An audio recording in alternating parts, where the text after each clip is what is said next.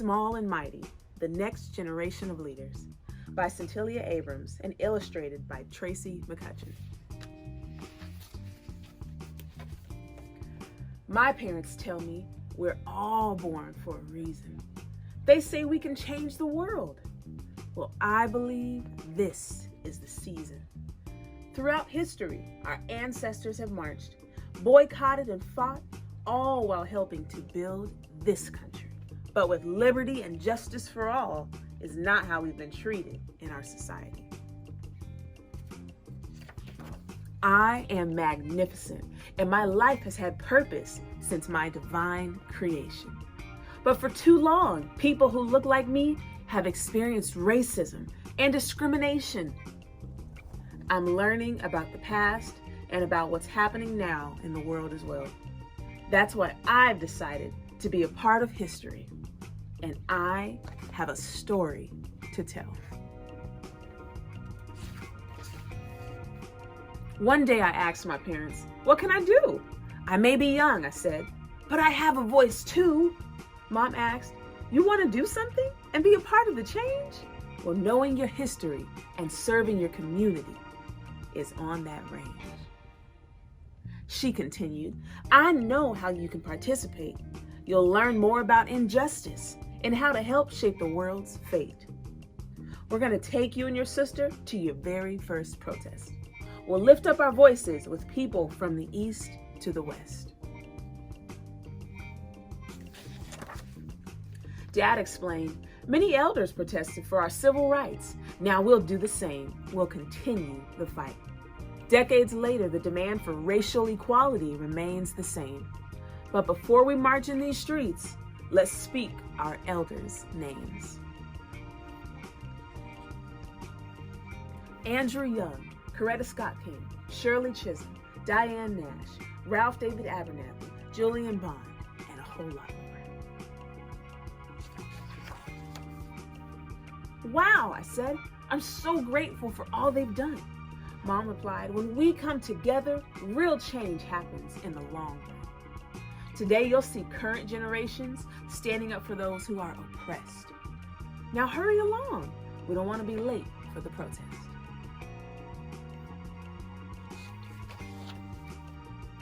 I put on my shoes and I packed a few snacks. I painted on a poster, "I love being black." We loaded the car and started on our way. I thought to myself, this is going to be one amazing day. We parked downtown and began to walk up the street. It didn't take long for us to feel the hot Atlanta heat. We arrived at a rally where a large crowd had formed. Young leaders spoke about systematic oppression and the need for reform. They called out the economy, education, and justice systems too. "If we work together," they said, "there's no limit to what we can do. Don't sit on the sidelines. We all must get in this game. If you decide to do nothing, then our world will remain the same." Vote and demand accountability from your elected officials. We need leaders with integrity and respect, not those who are just prejudicial. I listened carefully to the speakers. They made me feel very proud. But what I noticed most is what I saw when I looked out into the crowd. People of all different races and ages stood together in peace. There was singing, there was praying while the crowd continued to increase. Then it all went quiet as we knelt to honor the people we had lost. It reminded me that things need to change and how much racism costs. We stood up, turned left, and began to march down the street. The crowd loudly chanted, "No justice, no peace."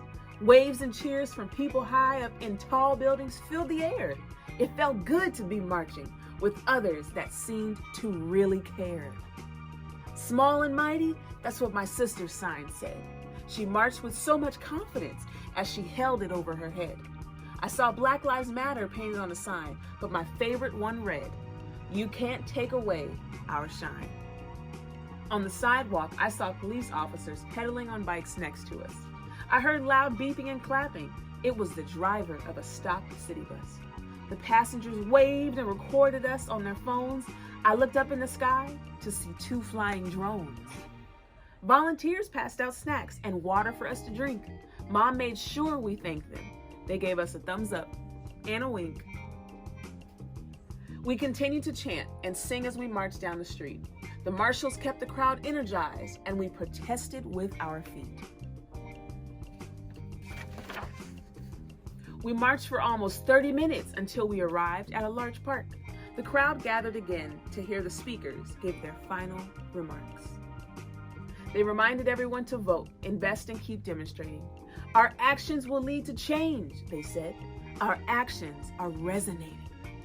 Then the crowd started to break up. People began to say their goodbyes. Some protesters hugged elders as they wiped tears from their eyes. I listened as my parents talked with others about using our gifts to do good. I realized that they want to ensure community service is a big part of our childhood. During the walk back to our car, we talked about what we heard and saw the protest. Dad said, "Your mom and I understand now is not the time for us to rest. However, we want you both to know that as kids, righting the wrongs of adults is not your responsibility. For now, you two keep learning and know that we're fighting for your equity." I thought about all the day's activities and I felt very inspired. I told Mom she should write a book about everything that had transpired. She smiled and said, "You know what? You're right. We can write this story. Let's make our ancestors proud and fill the pages with action, truth, and glory." On the ride home, I imagined a world where racism didn't exist. I thought about all the people who should still be alive. There were too many to list.